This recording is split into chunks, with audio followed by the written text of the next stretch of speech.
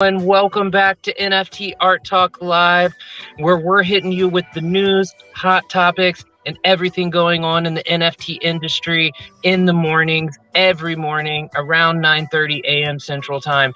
Then we come at you in the afternoons around 1 p.m. Central, talking about art and the artists that inspire us. If you're new to the channel, we want to welcome you into our community of acceptance and celebration.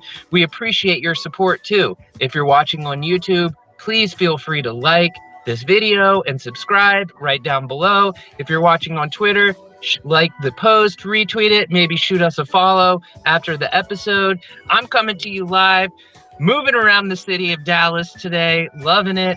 Thank you so much for joining us. Thank you so much for bearing with me personally. If you haven't met me, my name is Moshe, aka DJ Fetus, and this is my homie Kardik NFT and all the places. What's up, dude? How's your morning going? It's going good, man. Just woke up a little while ago. Excited to talk about what's happening in the news this morning. I know the crypto markets have been super volatile this morning, and just happy to see you, man. You're coming in mobile setup today, so it's a little bit different. I got to be commanding the spaceship a little bit. I love it, dude. I appreciate you doing that. And yeah, just moving around, it's been a crazy morning, but I'm loving it. And I'm glad that I can be here with all of you still, even from the car. So thanks for bearing with us. But yeah, I'll let you take that spaceship on a ride, my friend, Right.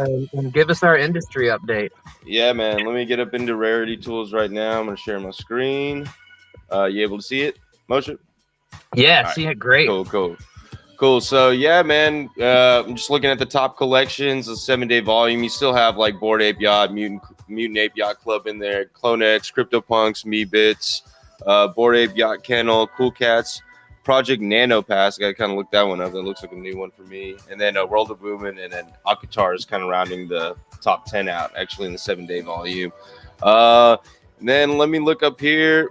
I was like looking at some of this art. They got Taboo Punks, Akutars, Queen Apes, Cats and Watches Society, and then I think we saw a couple of these other ones the other day. We were kind of reviewing it, but yeah, man, kind of just that's in the top 10 right now. I don't know if you have any thoughts on that for right now.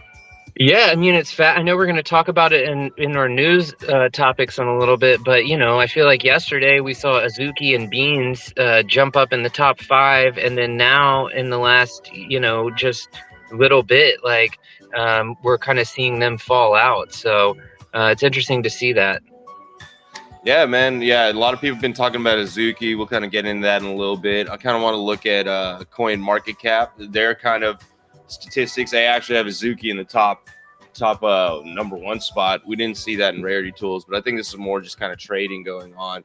Yeah, the big other ones were Other Side on here. We had Beanz. We talked about Other Side is the Bored Ape Yacht Club land metaverse. Then we got Bored Ape, Mutant Yacht, Ape Yacht Club, Ragnar Narok Meta. I guess that's the play on the the Thor kind of yeah, a little Thor mythology. Yeah.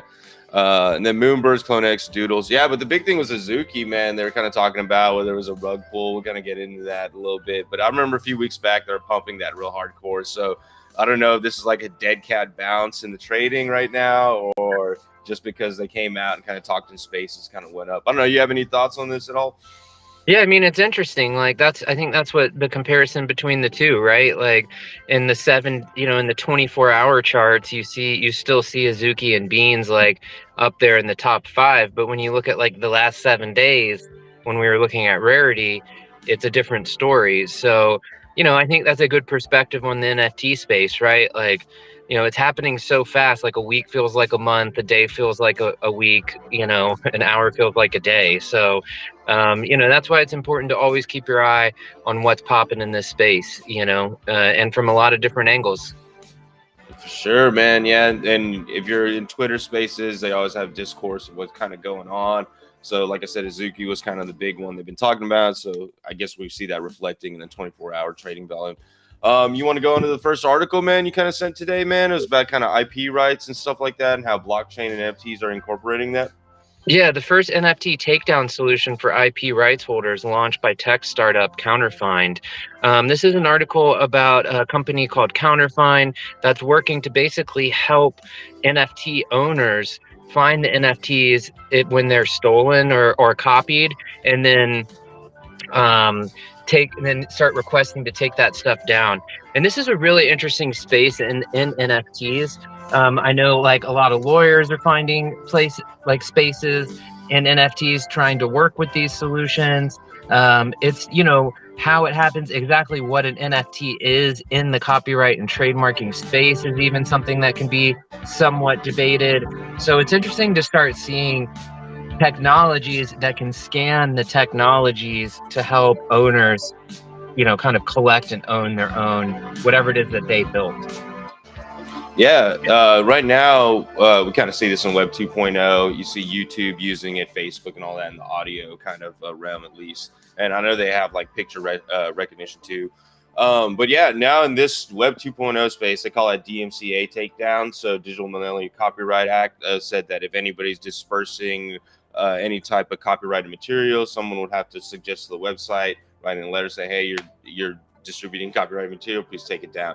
So this is probably the next step we're kind of seeing right now, actually, because you have the NFTs on the blockchain. They're probably using some kind of system to fingerprint that, go out there and find the other fingerprints within the blockchain system. And it looks like they're doing a subscription service right now for the takedowns. It's going to get interesting because DMCA, we don't have to necessarily put any money forward for the takedowns. So, but they're providing kind of a revenue model where they're asking for subscription. And I'm kind of curious to see how this is actually going to work for lazy minting, actually, because, you know, lazy minting, OpenSea does that a lot for creators so that they don't have to pay for a mint fee to put it on there. But since it's not on the blockchain, I don't know if they're tapping into that API system to find the copyright infringement acts or if they're actually searching it on the blockchain. So I don't know if you have any ideas on that. I wonder if they're like, I mean, it would be interesting to do a little bit more research on this and find out exactly, are they waiting for the sale to happen to then go say, okay, now, you know, you owe this person money. I just wonder how, I mean, that's going to be an interesting perspective and exactly how you kind of tie Web 2 to Web 3. Because most people that are, I mean, yes, there's copyright concerns in Web 3, but I think what a lot of creators are concerned about is like, well, what happens when you take my Web 3 creation and bring it into this really well-established Web 2 world? You know, like I know Kartik and I talk about that a lot with our music, right? Like when you buy our NFT, you get an MP3 that's only available on, at least for me, that's only available on Web 3. Now, what happens when somebody brings that to Web 2? You know, and so it'll be interesting to see if these solutions also consider that, like you said. But yeah, really interesting stuff. Yeah, I was actually thinking about that, like, because we do have that problem with releasing material where like, hey, we want a Web 3.0, but a lot of people are like, hey, how can I use this? And then when you do a Web 2.0, it kind of, through your distributor, scans out the media. Now you could go to the distributor and be like, hey, I want this to be able to play everywhere, but mostly in their default systems, they fingerprint it, you know, so that it's kind of under this copyright kind of thing. What I think is going to be interesting out of this side is that maybe we do short-term releases, like, you know, 60 or 90 days, do something with the music, right? Kind of license it out for that 60 or 90 days before you put it on Web 2.0, or make it totally free on Web 2.0. But yeah, that's going to be an interesting thing. I want to go on to this next article. That's cool. Yeah, let's do it. No, let's keep going. Okay, cool. So yeah, trading volume spike on Azuki NFTs after creator admits to failed project. Azuki founder Zagabon revealed he was part of 3 failed NFT projects within the past year. An anime-inspired NFT collection of avatars, Azuki, has been serving up some stiff competition among industry leaders such as Bored Ape and Clone X. Those digital collectors whose price has been plummeting are now at the forefront of the latest NFT controversy. Azuki founder known as Zagabon published a blog post about his history prior to launching Azuki, revealing he was beyond 3 NFT collections, Crypto Funks, Tendies, and Crypto Zonks, that were abandoned by their founders. So, you know, this is interesting, man. Like, we were talking about it a few weeks back. This is the one that's being pumped in the space real hard. And people were like, yo, the art looks tight. It's going to go in all these directions. But in the end, man, when we have to look at all these projects, like, what's the actual utility they're bringing to like a basic fan, right? Or basic user or basic consumer. When we can't identify that, you're going to see a lot of this happening. Now, I'm never going to talk smack about anybody because they're just trying to do something, right? But when we're coming into this space and you're seeing all this happen, at some point as a business owner, you have to understand when you are taking money from other people and they want to support your vision, you have to have some kind of game plan of like, hey, how is this going to actually benefit the consumer, user, fan, right? And if you're not thinking about that, things like this are going to happen because there's no kind of footprint or way of going forward on your project that's really going to be a bridge of like what Moshe was talking about. It has to be a bridge of Web 2.0 and Web 3.0, you know, and you're just isolated in one thing and you're just pumping it up yourself. You're going to be falling for some things like this that could happen. Now, they could go back and do some great things and kind of push the space forward by, you know, implementing utility. But, you know, as we see this, and especially in a bear market, we're going to see a lot of this if they don't have any utility lined up in the short term, at least. Yeah, I couldn't agree more, man. And you know, the art, and if you're coming in and you're saying the art is the utility, then yeah, it's a rock star lifestyle for you. You know, like even when I was just talking to a friend about this the other day. Even when you don't want to turn it on for your community, you got to turn it on for your community. You know, you can't abandon them. And that's what people are buying into with these NFTs. And there is a big pressure to doing that, and it is hard to deliver. I mean, look at what we're doing right here for our community. I'm like calling you from my car, Right. you know, but you got to show up, man. That's the point, you know. And so yeah, people don't like it when people don't show up, but I do have respect for this guy for being honest and coming out for whatever reason he said, and being like, you know, sometimes things don't work out, and I you know, you got to do also, you know, do your own research, and you find out why all of this is happening before you go invest.